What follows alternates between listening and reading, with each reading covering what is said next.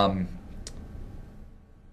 and her email will be on the bottom if It that's is. There's cool. a contact us. There's a contact us on the website.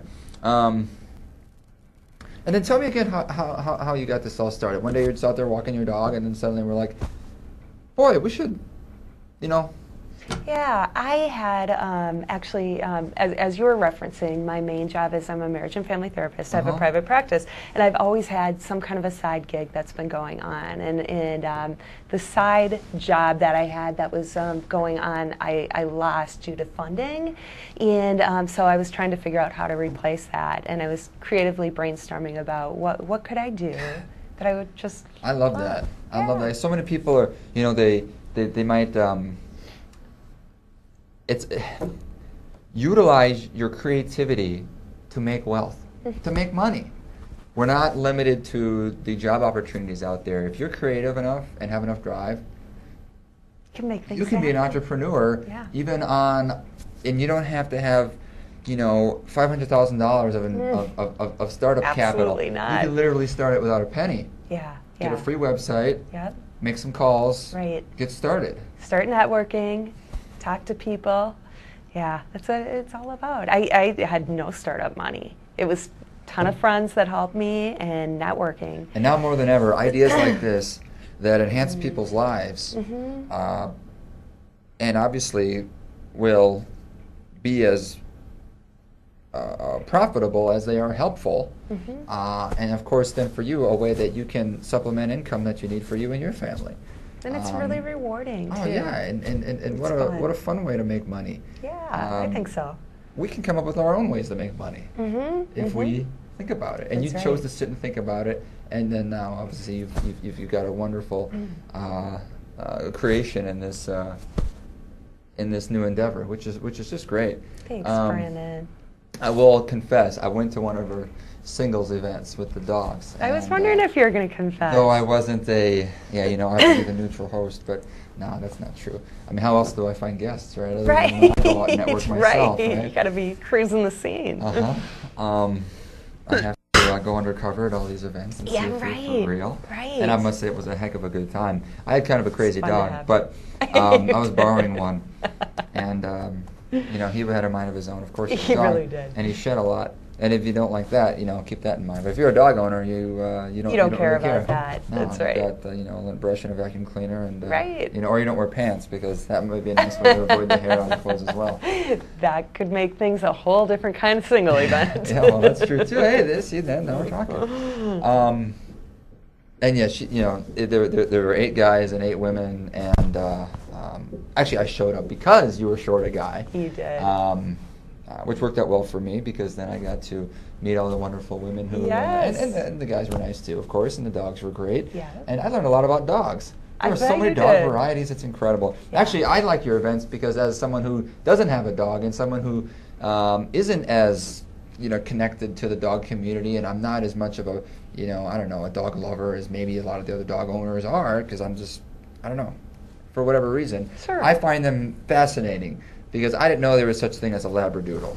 Oh, you didn't? And now I do. Where have you been? I didn't Brandon. know. I always learn about a new dog variety, a new dog breed when I go out. And then they're like, oh, yeah. I'm like, yeah, but a poodle's like this big, and a Labrador is big, so how do you make a Labradoodle? And like, well, the regular poodles aren't so small, and, Like, yes, the standard poodles. Yeah, exactly. That's how they are. You got the lowdown. And they don't shed. Yeah, they don't. They don't. Like. They're hypoallergenic dogs. Which means if you have allergies, you're cool? Yeah. Yep. So what were the first steps that you took in beginning this entrepreneurial endeavor? Yeah, networking, talking with people that were in the dog community that were. And you already were pretty well connected in the dog community? I wasn't. You I weren't? really wasn't. No, But you had a dog. I had a dog, and I know a lot of people, and I know a lot of people that have dogs. So I started talking with people, and they kind of got me connected with a group that was incredibly helpful.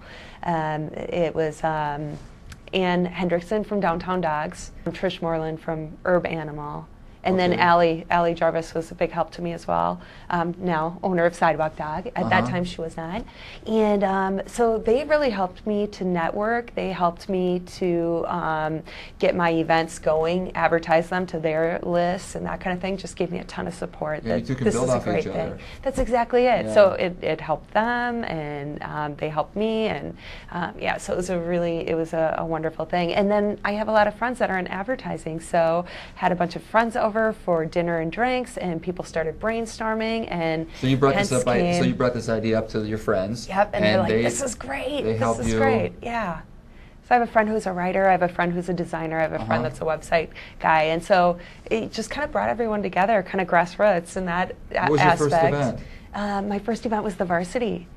Oh, really? Yeah, which was kind of daring. So before you had any experience, I know. I'm surprised. I thought that would have been after you've been doing this for a while. Yeah, wouldn't you though? I know, I was gutsy. Yeah. Because I had to have 100 people to kind of make their minimum and all of that. So that was really gutsy, actually. It was kind of 100? Foolish, but I did.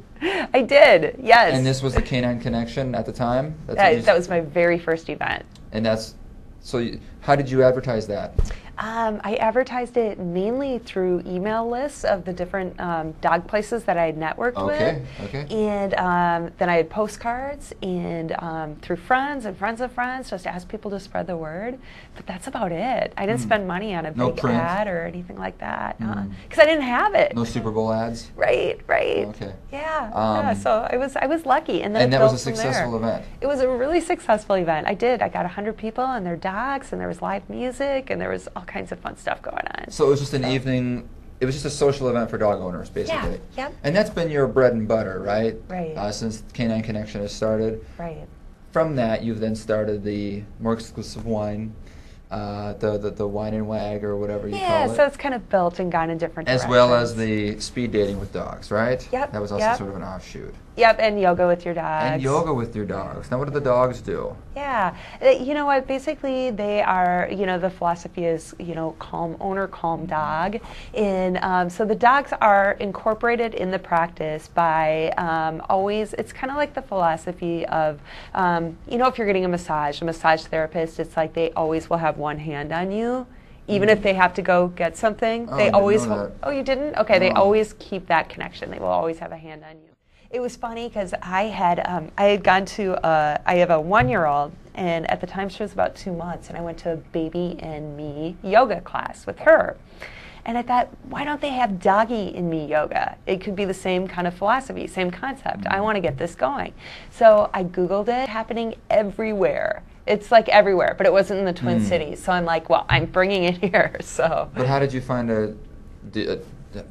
Did you have to find your own yoga instructor? Yeah, again, I have friends who are yoga instructors, so they're like, I'm willing to learn. So whatever your friends do. Yeah. So, okay, good. I'm looking forward to my first dog show. Yes, right. Bring the dog in. We'll have an hour, or I have to have a 28.5-minute episode with the dogs. Exactly. Dog Minneapolis expression. They can express themselves. Yeah. They can interview other dogs. That'd be good. Yeah, you should get some dogs on cable access. I haven't seen any. Okay. I've seen lots of weird people. I've seen lots of cultural things. I bet. I've seen lots of boring city council meetings. Oh, yeah. But now have I seen a dog. You're onto something, Brandon. Right here on air. That's got to be it. Thank you so much for spending the time with Brandon. me and this the great. audience at home. I had a really fun time interviewing you, and I hope the people at home had an interesting time hearing about what it is that you do. I'm sure they did. Thank you so much at home for spending some time with me and my guest, Angie Gwiazdon. Very good. With the Canine Connection. Thank you. Thank you so much for watching, and we'll see you next time. Bye.